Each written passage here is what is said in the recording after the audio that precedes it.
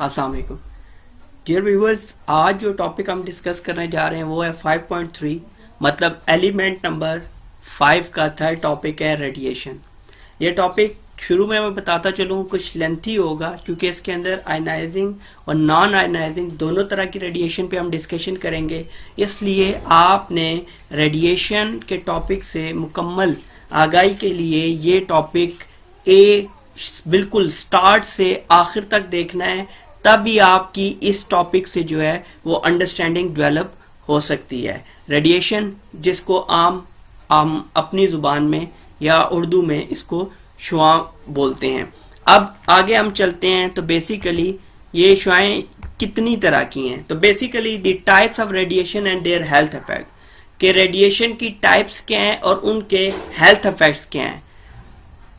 Two types हैं, एक non ionising और एक आयनाइजिंग। अब नॉन आयनाइजिंग क्या है?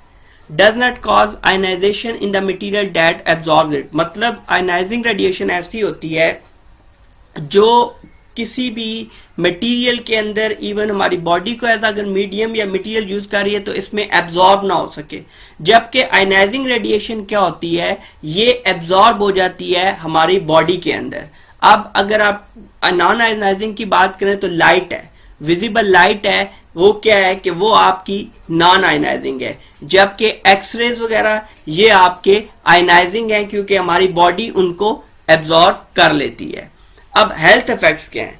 हेल्थ इफेक्ट्स के साथ साथ हम ये भी डिस्कस करेंगे कि नॉन आयनाइजिंग रेडिएशन में कौन कौन सी हैं और आयनाइजिंग रेडिएशन में कौन कौन सी हैं। पहले अब हम डिस्कस कर रहे हैं कि नॉन आयनाइजिंग रेडिएशन में कौन कौन सी आती हैं और इनके हेल्थ इफेक्ट्स क्या क्या हो सकते हैं। नॉन आयनाइजिंग रेडिएशन में पहली है ultraviolet UV, high frequency electromagnetic radiation light emitted by white hard material such as an the arc produce during arc welding, के आर्क वेल्डिंग के दौरान बहुत ज्यादा तेज हाई फ्रीक्वेंसी, बहुत ज्यादा तेज जब रोशनी पड़ेगी तो उसको हम अल्ट्रावायलेंट बोलेंगे। बेसिकली अल्ट्रावायलेंट उस सेंस में आप कंसीडर कर लें कि जो बेसिक हमारे 7 रंग होते हैं, इनसे ज्यादा जब रंग रोशनियां हमारी मुख्तलिफ रंगों की हमारी आंखों तक पहुंचती हैं तो वो हमारे लिए अल्ट्रावायलेंट है, क्योंकि बेसिक प्राइमरी कलर तो हमारी आईज आसानी से एक्सेप्ट कर लेती हैं, लेकिन इतने बड़े पैमाने पर इतनी हाई फ्रीक्वेंसी के साथ अगर लाइट आएगी तो वो हमारी आंखों के लिए काबिल कबूल नहीं होगी। तो आर्क वेल्डिंग के नतीजे में जब आर्क वेल्डिंग हो रही होती है तो उस दौरान ऐसी लाइट्स का सामना करना पड़ता है, इसीलिए वेल्डिंग के लिए बाकायदा पूरे का पूरा फेस वाइजर जो है या से अलग से वेल्डिंग हेलमेट यूज किया जाता है। Visible light electromagnetic radiation between the UV ultraviolet and IF infrared frequencies and visible to the human eye। ये visible light होती है, human eye को दिखाई देती है, लेकिन आप देखते हैं जैसे इसके लक्स लेवल ज्यादा होते हैं तो ये आपके लिए नुकसानदेह होती है। फॉर एग्जांपल आप कुछ देर के लिए ज्यादा रोशनी वाला बल्ब, ज्यादा वाट वाला बल्ब लगा के देखिए और कुछ देर आप उसको देखने के बाद जब साइड पे देखेंगे तो आपकी आंखों के सामने कुछ देर के लिए वही बल्ब या वही रोशनी दिखाई देती रहेगी और इससे परमानेंट तो नहीं लेकिन टेम्पररी जो है वो ब्लाइंडनेस हो जाती है, बंदा कुछ देर के लिए अंधेपन का शिकार हो जाता है। और ये चीज बहुत ज्यादा खतरनाक हो सकती है। जब आप ड्राइविंग कर रहे हैं, आपने बहुत ज्यादा बीम पे लाइट को देखा, उसके बाद आपने एकदम देखा तो कुछ सेकंड्स के लिए आप ना देखने की वजह से जरा से भी मिस्टेक करने की सूरत में किसी भी एक्सीडेंट का सबब बन सकते हैं। Infrared IR lower frequency electromagnetic radiation light emitted by red hot material such as molten metal being poured into casting. अब वो क्या होता है कि मोल्टन मेटल वगैरह वो आपने देखा है अक्सर ये आयरन बार्स वगैरह बहुत ज्यादा जब हीट अप हो जाते हैं तब इंफ्रारेड, इवन आपने देखा होगा कि पहले सेल फोन्स में ये ब्लूटूथ से भी पहले इंफ्रारेड हुआ करता था नॉर्मल सेल फोन्स के अंदर, और छोटे मोटी डिटेल्स या मैसेज या कोई भी चीज ट्रांसफर करने के लिए इंफ्रारेड इस्तेमाल किया जाता था। नेक्स्ट जी माइक्रोवेव्स। माइक्रोवेव्स आपने अक्सर जगह देखा होगा कि ये बड़े बड़े आपके टेलीकॉम इंडस्ट्री के अंदर बड़े बड़े गोल सर्कल नुमा ये प्लेट्स लगी हुई होती हैं। तो बेसिकली ये आपकी माइक्रोवेव फ्रीक्वेंसी के लिए होती हैं जो आपके सिग्नल्स को एमिट कर रही होती हैं और सिग्नल्स को रिसीव भी करती हैं। तो ये बेसिकली माइक्रोवेव्स हैं, ठीक है। Lower frequency electromagnetic radiation emitted by a microwave generator. तो माइक्रोवेव में अब ये लाजमी नहीं है कि माइक्रोवेव सिर्फ इन्हीं प्लेट्स की वजह से हो सकता है। इवन ये जो आपके घरों में या आपके ऑफिसेज में माइक्रोवेव ओवन भी है तो वो भी इसी कैटेगरी में फॉल करेगा। Radio waves, lower frequency electromagnetic radiation emitted by an antenna. Antenna आपको पता है आज से कुछ अर्सा पीछे आप चले जाएं या लेकिन अभी भी आप बैकवर्ड एरियाज में देखते हैं तो वहां पर रेडियो या टेलीविजन के साथ एंटीना यूज किया जाता है। पहले तो ऐसा होता था कि बिल्कुल एंटीना जो था वो उसी टेलीविजन या रेडियो के साथ अटैच होता था। फिर हमने देखा कि जो टेलीविजन के लिए खासकर एंटीना था वो हम ऊंची जगह पे लगाते थे एक तार के जरिए, एक केबल को यूज करते हुए, ताकि सिग्नल बेहतर तरीके से आए। और अब जो इसका एंटीना किसी भी चीज पे, इवन आपके सिग्नल वायरलेस फोन हो गए, इस तरह जिस भी चीज जिसमें भी आपको सिग्नल से अटैच होना है तो वो ऐसी सूरत में आपके एंटीना के जरिए जो वेव्स कनेक्ट होती हैं आपस में तो वो रेडियो वेव्स होंगी। तो इवन रेडियो भी आपके इसी फ्रीक्वेंसी पे काम कर रहे होते हैं। अब जी typical occupational sources of non ionising radiation. अब ये जो हमने 5 नॉन आयनाइजिंग रेडिएशन डिस्कस किए हैं, अब नॉन आयनाइजिंग रेडिएशन के अंदर हम उनके सोर्सेज पढ़ेंगे और हेल्थ इफेक्ट्स पढ़ेंगे। कुछ तो मैंने डिस्कस कर दिए लेकिन एक बार दोबारा हम इनको देख लेते हैं, बहुत ज्यादा आसानी और अंडरस्टैंडिंग में हमें आसानी देंगी। अब अल्ट्रावायलेट यूवी ये कहां से आएंगे? सनलाइट से और आर्क वेल्डिंग से। Health effect, skin burns, arc eye, आंख के ऊपर बल्क आ जाती है आंख, ठीक है। और ये जो बीमारी है फोटोकेराइटिस ये भी इसी से ही आपको होती है। स्किन कैंसर हो सकता है। विजिबल लाइट, लेजर आपने अक्सर देखा और बचपन में खेलते भी रहे होंगे अक्सर, जो बीम ऑफ लाइट बहुत ज्यादा स्ट्रांग होता है। Temporary blindness, infrared, red art steel, glass manufacture, redness and skin burn, retinal burn, cataracts, microwave, food preparation, microwave oven, telecommunications के अंदर वो बड़े बड़े आपकी प्लेट्स में एंटीनास जो यूज करते हैं तो वो माइक्रोवेव फ्रीक्वेंसी को कैच करने के लिए होते हैं। इंटरनल हीटिंग, ऑर्गन डैमेज, कोई भी ऑर्गन आपका डैमेज हो सकता है इसकी रेडिएशन की वजह से। Radio waves, radio, TV, radar जिससे भी सिग्नल आएंगे वो सब रेडियो वेव में इंटरनल हीटिंग और ऑर्गन डैमेज कर सकती हैं। नेक्स्ट ये हमारे पास जो आई वो आ गया है हमारे पास इसके बाद कि हम इन controlling exposure to non ionising radiation. ये जो नॉन आयनाइजिंग रेडिएशन है इसके अंदर हमने कंट्रोल कैसे करना है। अब पता तो चल गया कि भाई ये आपकी टाइप्स हैं, ये इनके हेल्थ इफेक्ट्स हैं, ये इनके सोर्सेज हैं। अब हमने उनसे प्रोटेक्शन कैसे करनी है, उनसे अपने आप को या वर्कर्स को सिक्योर कैसे करना है। अल्ट्रावायलेट में कवर एक्सपोज स्किन, जो स्किन सामने आ रही है अल्ट्रावायलेट रेज के उसको आप डांप लें। प्रोटेक्ट आइज, आप ग्लासेस यूज कर सकते हैं, आप स्पेक्टेकल्स यूज कर सकते हैं। और लेकिन जहां पर बड़े जैसा आर्क वेल्डिंग है एक बड़ा काम है, इसमें आप ग्लासेस या गोगल्स आपके लिए इनफ नहीं है, इवन वो भी उस हीट से पिघल सकते हैं। तो ऐसी सूरत में बाकायदा जो वेल्डर हेलमेट होता है वही आप यूज करेंगे। विजिबल लाइट लेजर्स के लिए low class, avoid shining in eyes, high class eye protection, shielding, non reflective surfaces. Non reflective surfaces से मुराद वो है कि ऐसी जगह जिससे ये रिफ्लेक्ट होके आपकी जानिब ना आए। Infrared cover expose skin, protect eyes. Microwave safe distance, मतलब जिस जगह पे ये लगे हुए हैं या जहां से ये आपकी रेडिएशन एमिट कर रहे हैं या रेडिएशन कलेक्ट कर रहे हैं, मतलब आपस में कनेक्शन बनाने के लिए माइक्रोवेव्स, तो ऐसी सूरत में आप इनसे दूर रहेंगे। आइसोलेट एंड लॉक ऑफ, और ये ऐसी जगह पे हो जिस जगह पे हर वर्कर की एक्सेस ना हो कि उसके नतीजे में उसको कोई प्रॉब्लम ऐसी हो। Radio waves, safe distance, isolate and lock of. आगे चलते हैं जी। टाइप्स ऑफ हमने जो डिस्कस की थी, हमने डिस्कस की types of non ionising radiation, जिसमें हमने डिस्कस किया 5 उसकी जो टाइप्स थी, फिर उनके जो सोर्सेज थे वो डिस्कस किए, फिर हमने उनके हेल्थ इफेक्ट्स डिस्कस किए, फिर हमने उनसे बचाव के तरीके डिस्कस किए। अब हम डिस्कस कर रहे हैं आयनाइजिंग रेडिएशन जो हमारी बॉडीज एब्जॉर्ब कर सकती हैं या कोई भी मटेरियल एब्जॉर्ब कर सकता है। इसमें 5 तरह के। Number 1 alpha particles, smoke detectors and science labs, ये जो आपके यूज होते हैं स्मोक डिटेक्टर के तौर पे, धुएं शुएं को जो आपको डिटेक्ट करके देते हैं आग के धुएं को। Beta particles, science labs and thickness gauges, ये मुख्तलिफ तरह के साइंस लैब में यूज होते हैं। X rays, medical radiography and baggage security scanner, ये जो आपके स्कैनर यूज होते हैं ये भी एक्सरेज हैं। इवन एक्सरे मशीन्स भी, सीटी स्कैन मशीन, ये सब एक्सरेज में ही शुमार होंगी। Gamma rays, industrial radiography for non destructive testing of metal and welds. अच्छा, मेटल्स एंड वेल्ड्स के आपने कहीं पे वेल्डिंग की, ज्वाइंट किया, ये नॉन डिस्ट्रक्टिव टेस्टिंग, इसको आम जुबान में जो क्वालिटी टेस्ट करते हैं मैकेनिकल के अंदर वो जानते होंगे, इसको बोलते हैं एनडीटी, नॉन डिस्ट्रक्टिव टेस्टिंग, जिसमें रेडियोग्राफी के जरिए चीजों के जॉइंट्स को, वेल्ड को चेक किया जाता है कि आया वो ठीक हैं या कि नहीं। ऐसी सूरत में हम इस किसी भी ऑब्जेक्ट को अलग करके, तोड़ के या इस तरह से नहीं देखेंगे, बल्कि उसको ओवरऑल हम इस तरह से देखेंगे कि रेडिएशन के जरिए हम उनकी टेस्टिंग करेंगे कि ये जो मेटल्स हैं या जो वेल्ड्स हमने लगाए हैं ये आया प्रॉपर हैं या कि नहीं। ये ज्यादातर मैकेनिकल इंडस्ट्री के अंदर जब आपके ये जो होते हैं बनाए जाते हैं, आपके मुख्तलिफ तरह के सिलेंडर्स बनाए जाते हैं, मुख्तलिफ तरह की आपकी इसके अंदर जो बड़े बड़े ट्यूब्स बनाई जाती हैं जो स्टील या मेटल की होती हैं, तो उनके ज्वाइंट्स, उनके वेल्डिंग के दौरान इनको हम देखते हैं।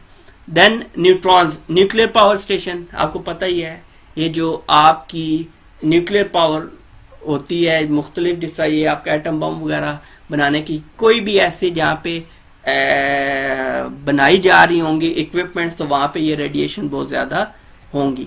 अब हेल्थ इफेक्ट्स क्या हो सकते हैं जी? इन सब के मुश्तरका तौर पर दो तरह के हेल्थ इफेक्ट्स हैं। एक एक्यूट हेल्थ इफेक्ट जो फौरी तौर पर हो सकते हैं, और एक होते हैं chronic health effect. Chronic health effects उन्हें कहेंगे जो फौरी तौर पर तो नहीं होंगे, लेकिन एक पैसेज ऑफ टाइम, कुछ अरसे बाद, कुछ वक्त के बाद होंगे। एक्यूट हेल्थ इफेक्ट्स क्या हो सकते हैं? किसके? आयनाइजिंग रेडिएशन के। Radiation sickness and diarrhoea, hair loss, सर के बाल झड़ गए, anaemia, red blood cell damage हो गए, और एक तो होता है plate cell white cell damage, ये red blood cell damage. Reduced immune system, white blood cell damage, ये जो आपका बीमारियों से लड़ने का आपके जिस्म में सिस्टम है, तो उसको आपका जो है ये कम करता है। तो बेसिकली दोनों, या रेड ब्लड सेल भी कम कर सकता है, डैमेज कर सकता है, या व्हाइट ब्लड सेल भी डैमेज कर सकता है। क्रॉनिक हेल्थ इफेक्ट जो with the passage of time, कुछ अरसे के बाद आएंगे, उनमें कैंसर आ सकता है, उसमें जेनेटिक म्यूटेशन, मतलब रिप्रोडक्शन सिस्टम, ये जो आर्गन या इस तरह की चीजें होंगी, रिप्रोडक्शन सिस्टम आपका तबाह करता है, जिसकी वजह से आपने देखा कि जब पहली बार हिरोशिमा और नागासाकी गिराए गए तो उसके बाद कितने अरसे तक वहां पर बच्चे जो हैं वो बाय बर्थ जो थे वो डिसेबल पैदा होते रहे। उसकी सबसे बड़ी वजह इन्हीं एटॉमिक जो बॉम्बिंग हुई थी उसकी रेडिएशंस का ही नतीजा था। बर्थ डिफेक्ट्स हो सकते हैं, जैसा मैंने भी आपसे डिस्कस किया कि गूंगे, बहरे या किसी भी एजाज से माजूर बच्चे पैदा हो सकते हैं। नेक्स्ट, अब इसके ऊपर basic means of controlling exposure to ionising radiation, कि बुनियादी तौर पर वो कौन से जराए हैं या वो कौन से तरीके हैं जिनसे हम एक्सपोजर को कंट्रोल कर सकते हैं आयनाइजिंग रेडिएशन के। पहली चीज टाइम, मिनिमाइज एक्सपोजर। आपको अगर ये काम है ही कि आपने ऐसी रेडिएशन में काम करना है तो आप मिनिमाइज करें एक्सपोजर को, कि कम से कम टाइम आप इस चीज के सामने आए जहां पे रेडिएशन है। Dose proportional to time. अच्छा, उसके बाद बिल्कुल भी कम नहीं कर देना या बिल्कुल भी ज्यादा नहीं करना। टाइम को मद्देनजर रखते हुए आपने इस चीज की सेटिंग करनी है कि कितनी रेडिएशंस अगर हमारी बॉडी में दाखिल हो जाएंगी तो हमें कुछ नहीं होगा, और किस रेंज के ऊपर जाके हमारे लिए नुकसानदेह हो सकती हैं, तो वो आप जो है ना प्रोपोर्शनल बनाएंगे, एक पोर्शन के तहत काम करेंगे। आप इस तरह से नहीं कि आप टाइम को या तो बहुत ज्यादा देर के लिए आप उसके सामने खड़े हो जाएं या बहुत ज्यादा देर के लिए उससे हटिए, ऐसा नहीं। फ्रीक्वेंटली करेंगे, लेकिन ये डिपेंड करता है कि नेचर ऑफ वर्क क्या है और रेडिएशन की टाइप क्या है और रेडिएशन का जो एक्सपोजर है वो कितना स्ट्रांग है। उसके बाद distance, alpha and beta can't travel long distances through the air, other forms obey the inverse square law, double the distance quarter the dose. अब वो क्या हो रहा है कि अल्फा और बीटा तो डिस्टेंस, लॉन्ग डिस्टेंस पे नहीं जाती हैं, लेकिन जो दूसरी हैं बाकी फॉर्म्स हैं वो double the distance quarter the dose. आपने अगर डिस्टेंस बढ़ाया तो वो डोज को जो है वो क्वार्टर कर देगा। Next, shielding using material such as lead, कि आप शील्डिंग का अमल आपको पता है कि आपको किसी भी चीज के हो कि इससे रेडिएशन है और उसको बजाय हमें देखना मकसूद नहीं है, तो ऐसी सूरत में आप उसको शील्डिंग कर देंगे, उसको कवर अप कर देंगे ताकि उससे निकलने वाली रेडिएशन डायरेक्टली हमें नुकसान ना पहुंचा सके। अब जी ये ग्रुप एक्सरसाइज है और ग्रुप एक्सरसाइज में हम देख लेते हैं कि किस चीज को डिस्कस किया जा रहा है। अब ग्रुप एक्सरसाइज ऐसी है, इसको माइट भी आप डिस्कस करके अगर मुझे भेजते हैं अंडरस्टूड है, वरना इसको हम यहीं पे ही देख लेते हैं। A pregnant women is need of an x-ray for a suspected broken bone, कोई हड्डी वगैरह टूट गया अब उसकी एक्सरे। अब ये प्रेग्नेंट वुमेन ही क्यों आई, इसकी वजह ये है कि she is going to give a birth to a child, तो अब वो चाइल्ड के लिए जो है रेडिएशन वो कोई ठीक चीज नहीं है।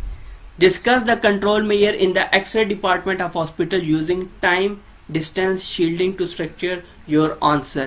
मतलब कि आप एक्सरे जो रेडियोलॉजिकल डिपार्टमेंट होता है हॉस्पिटल का, उसके अंदर आप इस चीज को, ये नहीं कि आम मरीजों की तरह उसका एक्सरे हो जाएगा, बल्कि आप इस चीज को मद्देनजर रखेंगे कि जो बच्चे की बर्थ होने वाली है, कहीं वो बच्चा या जो प्रेगनेंसी है वो कहीं इन रेडिएशंस की वजह से प्रॉब्लम में ना आ जाएं या कोई और प्रॉब्लम ना हो। तो ऐसी सूरत में हम प्रिकॉशनरी मेजर के लिए पहले एक डिस्कशन करेंगे कि कैसे हम कंट्रोल कर सकते हैं, और कंट्रोल करने के लिए 3 तरीके हैं, टाइम, डिस्टेंस, शील्डिंग। अब इसमें से कौन सा तरीकाकार बेहतर है और कौन सा तरीका हम कैसे यूटिलाइज कर सकते हैं। बेहतर यही होगा कि अगर आप एक पैराग्राफ की शक्ल में 2-2 लाइनों में तीनों चीजों को डिस्कस करके अगर भेज दें, टाइप करके उसको पीडीएफ में कन्वर्ट करके, ताकि मैं आपको सजेशंस और कमेंट्स दे सकूं, तो वो बहुत ही ज्यादा हमारे लिए इसके लिए बेहतर होगा। देन जी अब आयनाइजिंग रेडिएशन का मेजर करने का याद रखिएगा, बुक में मेंशन नहीं होगा। आपका जो आपका मीटर या टूल यूज होता है टू मेजर रेडिएशन, उसको हम बोलते हैं गीगर मीटर। उसको हम क्या बोलते हैं? Geiger metre. गीगर मीटर बोलेंगे उसको जिससे हम रेडिएशन मेजर करते हैं, गीगर मीटर।